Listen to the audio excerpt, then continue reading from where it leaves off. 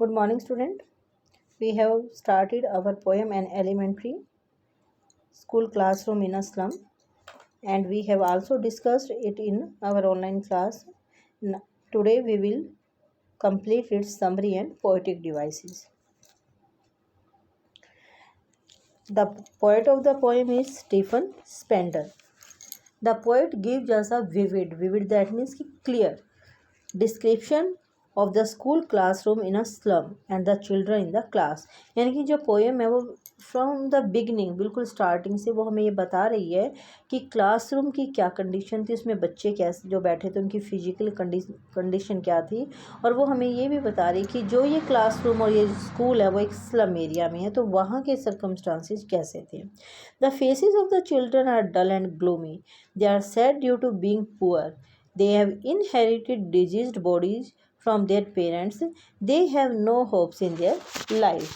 यानी कि अगर हम बिल्कुल फर्स्ट स्टैंजा में देखते हैं तो फर्स्ट स्टैंजा में हमें इन सभी बच्चों की, जितने भी पुअर चिल्ड्रन थे, जितने भी स्लम एरिया में रहने वाले ये बच्चे थे, उन सब की हमें फिजिकल कंडीशन बताई गई है कि जो ये बच्चे हैं उनका जो फेस है, जो उनके चेहरे हैं वो बहुत ज़्यादा डल है, ग्लूमी है। डल होता है नीरस, ग्लूमी होते हैं जो डार्कनेस से भरे हुए होते हैं, इसीलिए वो सैड हैं क्योंकि अपनी पॉवर्टी के कारण, गरीबी के कारण।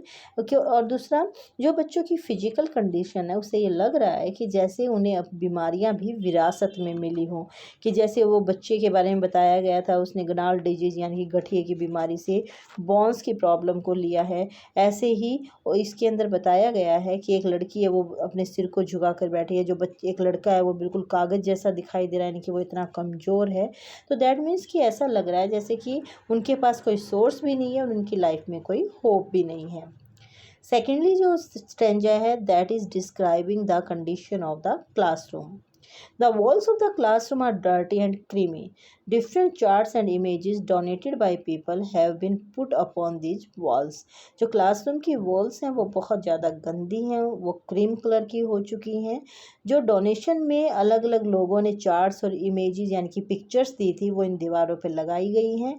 There is a map of the world, यानी कि उस क्लासरूम की दीवार पर एक वर्ल्ड का मैप भी लगाया गया है, but this is not world, यानी कि लेकिन ये उनकी दुनिया नहीं है। दिस इज़ नॉट वर्ल्ड यानी फॉर देम, यानी कि उनके लिए ये दुनिया नहीं है। There world and future is dim and hopeless, उनकी जो दुनिया है, जो उनका फ्यूचर है उसमें वो बहुत अंधेरे से भरा हुआ है और उन पर कोई उम्मीद भी नहीं है। They are far far away from the bright light of the knowledge, वो जो नॉलेज से यानी कि जो उन्हें पता होना चाहिए कि आउटर वर्ल्ड कैसा है या जो भी उन्हें एजुकेशन मिलनी चाहिए उन सब चीज़ों से बहुत बहुत ज़्यादा दूर है। यानी कि ये जो चीज़ें हैं वो उनकी रीच से, उनकी पहुंच से बाहर है।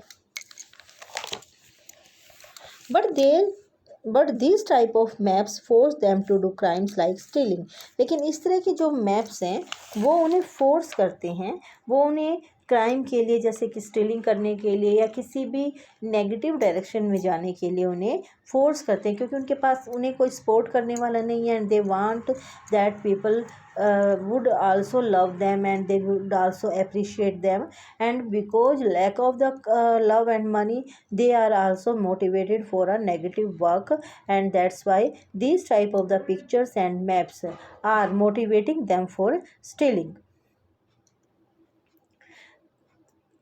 Now in the third stanza, the children are so skinny that their skeleton is visible through their skin, यानी कि जो बच्चे हैं वो इतने ज़्यादा कमज़ोर हो चुके हैं कि उनके स्केल्टन यानी कि उनकी जो बॉडी है वो उनके स्किन में से दिखाई दे रही है। They have no chance of fulfilling their dreams and moving out from the slum areas, उनके पास कोई चांस नहीं है कि उनके ड्रीम पूरे हो सकें और वो उस स्लम एरिया से बाहर आ सकें। The poet request the authorities to allow the children to go out of this slums, इसलिए जो पोएट है वो रिक्वेस्ट कर रहा है अथॉरिटी से कि इन बच्चों को इन स्लम एरिया से बाहर निकाला जाए, so that the maps on the walls of the classroom, ताकि क्लासरूम की दीवारों पर जो मैप्स लगे हुए हैं become a reality for them, वो उनके लिए एक रियलिटी बन जाए। They should be taken to the green fields to show them the outer world, बाहर की दुनिया दिखाने के लिए उन्हें हरे भरे खेतों में ले जाना चाहिए। The poem ends with a powerful line. जो पोएम है, पोएट उसे एक बहुत अच्छी लाइन से ख़त्म कर रहा है। दैट मीन्स कि those who make history are the ones who shine like the sun, कि इतिहास वही लिखते हैं जो सूरज की तरह चमकते हैं, यानी कि जिनकी लैंग्वेज यानी कि जो सूरज की तरह काम करते हैं, वही लोग इतिहास बनाते हैं। Now there are the poetic devices. there are many poetic devices. First is the simile. In the first stanza, in the second line अगर हम देखें तो the children are compared with rootless weeds, like word is use here, that's is simile is here, यानी कि यहाँ पर simile use किया गया है।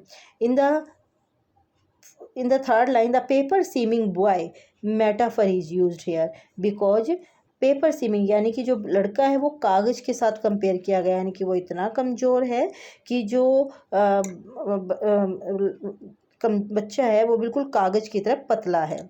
उसके बाद अगर आप देखेंगे इसके अंदर, then there is the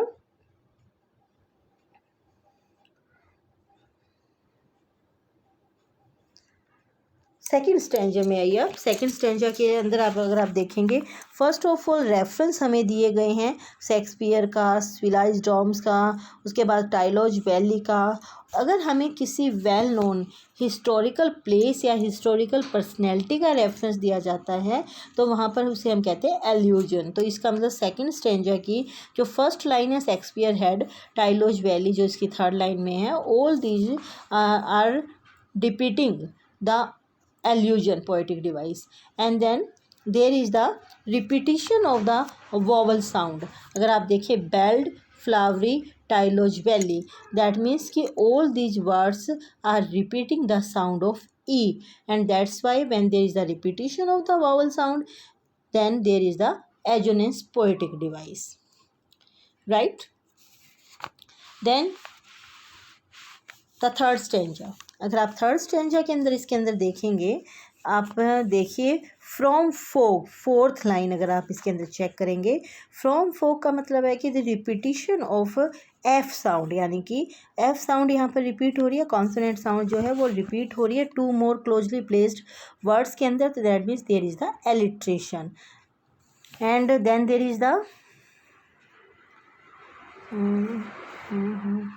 like bottle beads on stone, like bottle beads on stone, यानी कि जो उनके स्पेक्टेकल्स हैं जो रिपेयर किए गए हैं, यानी कि जो स्टील के बने हुए थे और उनके अंदर रिपेयर करने के बाद ग्लास वगैरह लगा दिया गया है, उनको बिल्कुल उससे कंपेयर किया गया है जैसे अगर किसी बोतल को हम स्टोन्स पर फेंक देते हैं, यानी कि किसी जो बोतल के टुकड़े हैं वो किसी पत्थर पर पड़े हुए होते हैं। दैट मीन्स कि like word is use here, simile is here, यहाँ पर सिमली जो है उसे यूज किया गया है। And their cramped hole, cramped hole जो है वो उनके हाउसेज के लिए यूज किया गया है। दैट मीन्स कि जो उनके क्रैम्प्ड का मतलब है घर, और होल्स का मतलब है कि उनके घर जो हैं वो बहुत इतने छोटे हैं कि जैसे कोई होल होता है, कोई छेद होता है, यानी कि बहुत वेरी वेरी स्मॉल हाउसेज जो हैं उनके अंदर वो रह रहे हैं। तो देयर क्रैम्प्ड होल्स यहाँ पर मेटाफर यूज किया गया है। In the last stanza is also like catacombs। अगर आप देखें इसको तो लाइक कैटाकॉम्स, अगर मैंने सिर्फ आपको इसीलिए इतना ही करवाया था क्योंकि बहुत ज़्यादा हो जाएंगे, मैंने कि हो सकता है बच्चे एकदम से नहीं निकाल पाएँ, बट अगर आप सिमली देखें तो लाइक कैटाकॉम्स, इसके अंदर भी सिमली यूज किया गया है। और जो लास्ट है शायद ये, उसके बाद रन एज्योर रन नेक्ड, दो लाइनें एक साथ आपको यहाँ पर करवाई गई थी, तो इसका मतलब दोनों जो लाइनें हैं वो सेम वर्ड से यहाँ पर निकल रही हैं। तो हियर इज़ द एनाफोरा। मैंने आपको वैसे अगर आप एग्जांपल और भी हम ढूंढेंगे तो इसके अंदर बहुत एग्जांपल आपको मिल जाएंगे, जैसे ब्रेक, ब्रेक है वर्ड यूज हो रहा है, repetition is here, window, Windows use हो रहा है तो वहाँ पर भी रिपीटिशन है। तो बट मैंने आपको जो मेन है बेटा वो बताए हैं, run azure run naked, that means की एनाफोरा इज यूज्ड।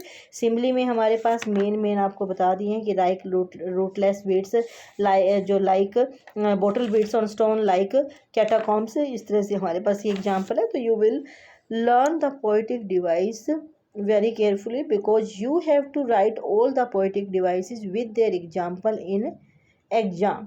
आप ये नहीं कि उन्होंने पूछा और आप नाम लिखा है, क्योंकि नाम तो आपके फिर भी याद होते हैं कि चलो लिखा है, but you have to write the names of the poetic devices which are used in any particular poem with their example.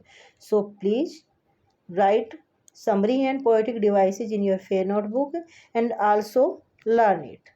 Thank you. Have a nice day.